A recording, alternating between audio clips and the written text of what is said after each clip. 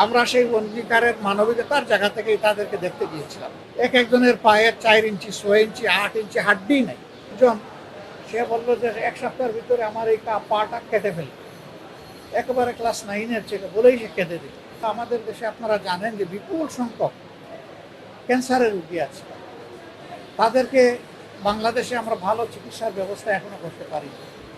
আমাদের 2-1টা cancer hospital dedicated যেগুলো আছে, এগুলো এনাফ ইকুইপ না এবং সেইভাবে স্কিলড না, যার ফলে বিপুল সংখ্যক রোগীকে অনেক কষ্ট স্বীকার করে বিদেশের মাটিতে যেতে হবে। আর যাদের বিদেশে যাওয়ার সামর্থ্য নাই, তারা দুঃখে দুঃখে মৃত্যুর দিকেই ঢলে পড়ে।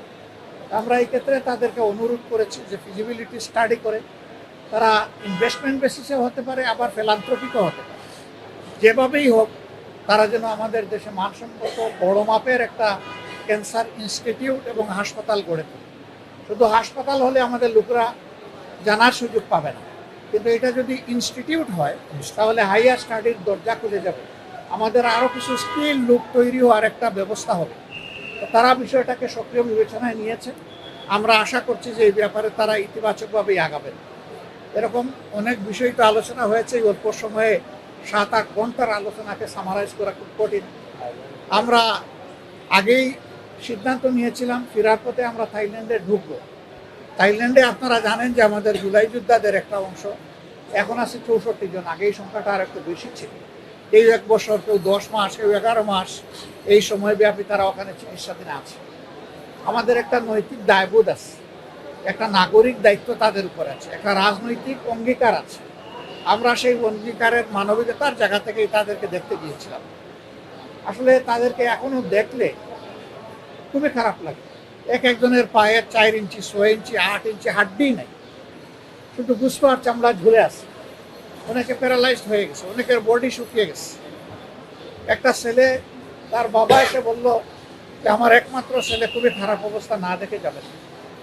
ওখানে একটা হাসপাতালে 7, 8 এবং 9 তলা পুরোপুরিভাবেই এ রোগীদের জন্যই নেওয়া হয়েছে। সরকারের দায়িত্বভার গ্রহণ করেছে, ইন্টারিম সরকারের সময় তাদেরকে প্রেরণ করা হয়েছে। এমবিসি থেকে লোকও নিয়োগ আছে, কিন্তু এই লোকরা তো চাইলেও কিছু করতে পারবে না। এমন কিছু কেস আছে এগুলার কোনো জবাব নাই, এমন কিছু ঘটনা আছে এগুলার কোনো রিমিডি নাই। তারা কিন্তু এই অবস্থায় হয়তো দেশে ফিরবে। এর মাঝে একজন সে বললো যে 1 সপ্তাহের ভিতরে আমার এই পাটা কেটে ফেলবে, একেবারে ক্লাস 9-এর ছেলে বলেই সে কেটে দিল। কিছু করার নেই। আমরা তাদেরকে শুধু সান্ত্বনা দিতে গিয়েছিলাম, তাদের কষ্ট আমরা ভাগাভাগি করতে গিয়েছিলাম, তাদেরকে এবং তাদের আত্মীয় স্বজনকে আমরা সান্ত্বনা দিতে গিয়েছিলাম। আমরা মনে করি রাষ্ট্রের অনেক দায় আছে, তাদের চিকিৎসা এবং পরবর্তী পর্যায়ে তাদের কাউন্সিলিংয়ের জন্য সরকারকে উদ্যোগ নিতে হবে, সাইকোথেরাপি দিতে হবে।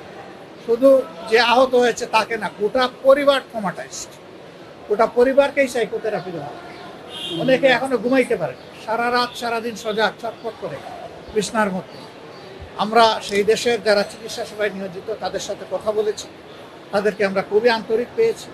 আমরা অনুরোধ করেছি যে তাদের সবটুকু দিয়ে যেন আমাদের এই কষ্টে থাকা লোকগুলোকে তারা সেবা দেন। আর আমাদের সরকারকে আমরা অনুরোধ করব, তারা এবং আরও যারা বাকি আছে তাদের দায় আমাদেরকে নিতে হবে, সরকারকে নিতে হবে। তাদের সুচিকিৎসা সর্বোচ্চ যেটা সম্ভব এটা নিশ্চিত করতে হবে। 3টা কেস আছে, এটা ব্যাংককে চিকিৎসা হবে না, তাদেরকে অন্য দেশে পাঠাতে হবে, ওখানে ওই চিকিৎসা নাই। এটা বড় মাপের নার্ভ ইনজুরি, তাদেরকে মিনিমাম সিঙ্গাপুরে পাঠানো লাগবে। আমরা সরকারের সাথে এই নিয়ে কথা বলবো ইনশাআল্লাহ। তা আপনারা দোয়া করবেন।